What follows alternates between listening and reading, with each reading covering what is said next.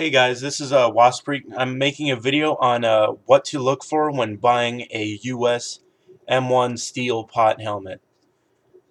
Now, these helmets are pretty common. Around 22 million of them were made. You can find them in any decent surplus shop, but you have to inspect them closely to make sure you're not getting ripped off.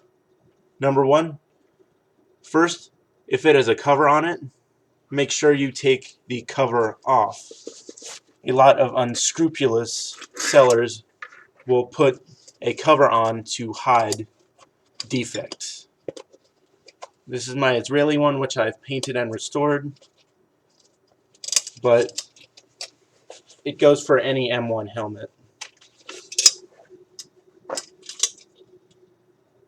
First, what you want to do is inspect the inside of the shell for rust. Now, if there's some rust in there, it may not be a big deal. You can always sand it out and then repaint it later, but just for me, I'm picky with my helmets. Also, when you look, make sure to look and make sure the chin strap bales are all attached and in good condition.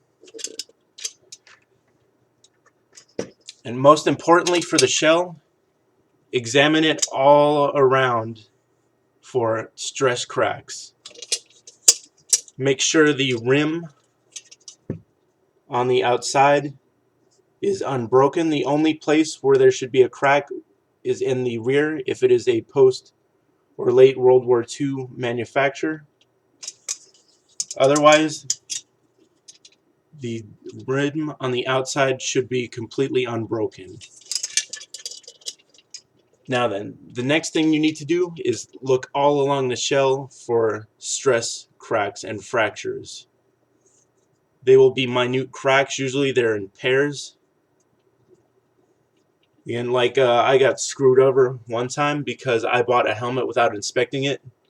It had a major crack along one of the chin strap bales, and then along the back it also had some stress cracking as well.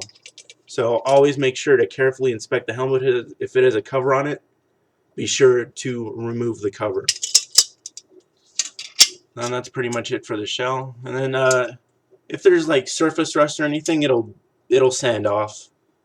I mean, the main thing to look for in the shell is the stress cracking near the rim. And let me get my other helmet to show the inside.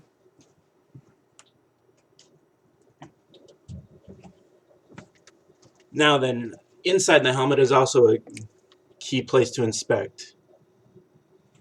When you're inspecting the helmet, this is what the complete one should look like. I've partially disassembled one to help out. Try and look for the nape strap, which is right here. Make sure it's attached in there. And then make sure for the webbing inside that none of the rivets have popped off. Make sure all the rivets are attached to the inside of the liner. And then also, when buying a liner, make sure it is not squished or deformed. Sometimes the liners will be in really poor condition. Now, while we're on the topic of the liner, usually you will find that the leather sweatband and headband is rotted out. And so you can pick and choose your headbands, but you can obtain replacement ones easily. So if the headband is really nasty, which they tend to be, it's not that big of a deal. So let's see, have I covered everything? Pretty much just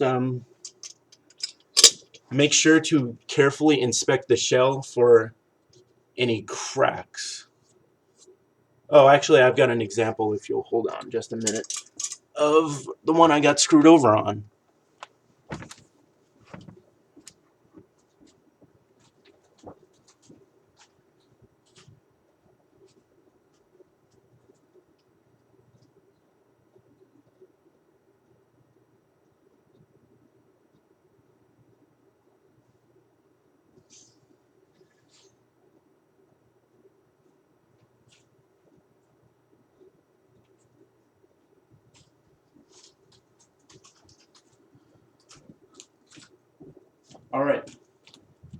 this is what you need to look out for.